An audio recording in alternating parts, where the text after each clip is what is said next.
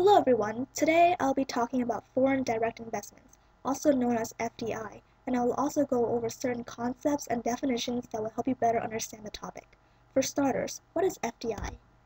FDI is basically a direct investment into production or business in a foreign country by a company in another country. Usually when a firm undertakes FDI, it becomes a multinational enterprise. FDI has two main forms, greenfield investments and mergers and acquisitions. Greenfield investments is where you're establishing a new operation in a foreign country, meaning you would have to build the facility from the ground up. On the other hand, mergers and acquisitions is where you're acquiring or merging with an existing firm in the foreign country. Usually, firms tend to choose mergers and acquisitions over greenfield investments, but the question is why? Mergers and acquisitions, also known as M&A, are quicker to execute than greenfield investments. This is an important consideration in today's modern business world because markets are always evolving rapidly. Second, M&A makes it easier and less risky for firms to acquire existing assets. For instance, foreign firms are acquired because those firms have already established valuable strategic assets, such as brand loyalty, customer relationship, trademark, etc. Third, M&A can increase the efficiency of an acquired unit by transferring capital, technology, and management skills. Next, I'll be explaining the different theories of FDI. So why is it that firms prefer FDI over exporting and licensing? Well, before I can dive into answering that question, I need to quickly touch up on what exporting and licensing means. Exporting is where you're producing goods at the home country and then you're shipping them out to other countries for sale. Licensing is where foreign entities are granted the rights to produce and sell the firm's products. They would have to pay the royalty fee for every unit sold.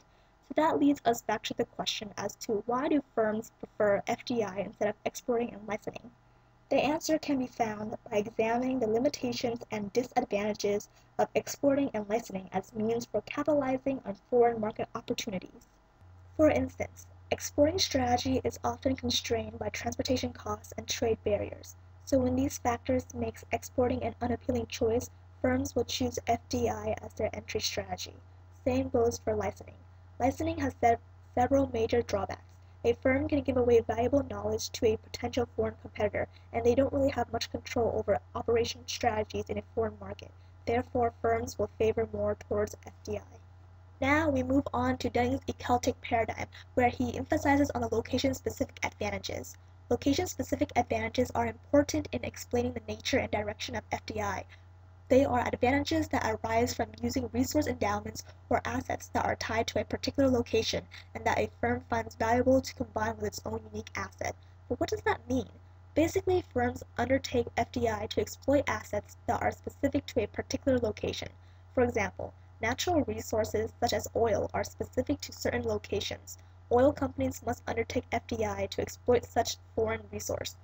Another example is labor. The cost and skill of labor varies from country to country.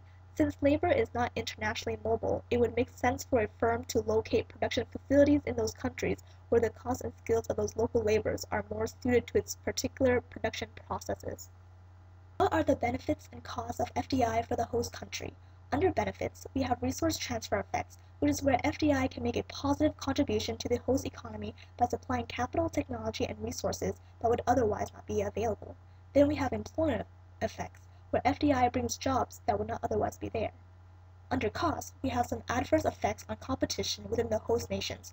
We have some adverse effects on the balance of payments, which could be affected by double taxation as an example, and we have the adverse effects where FDI can be accompanied by some loss of economic independence. And lastly, the benefits and costs of FDI for the home country. Under benefits, we have the positive effect on the capital account from the inward flow of foreign earnings. Then we have the employment effects that increase from outward FDI. Then we have the gains from learning valuable skills from foreign markets that can subsequently be transferred back to the home country. Under costs, we have the negative effects on the balance of payments, which could also result in double taxation, as I mentioned before. And employments may also be negatively effective if the FDI is a substitute for domestic production. And that wraps up my discussion on FDI. Thank you for watching, and I hope this video was informative and helpful enough for you to learn a thing or two about the various concepts in regard to the topic.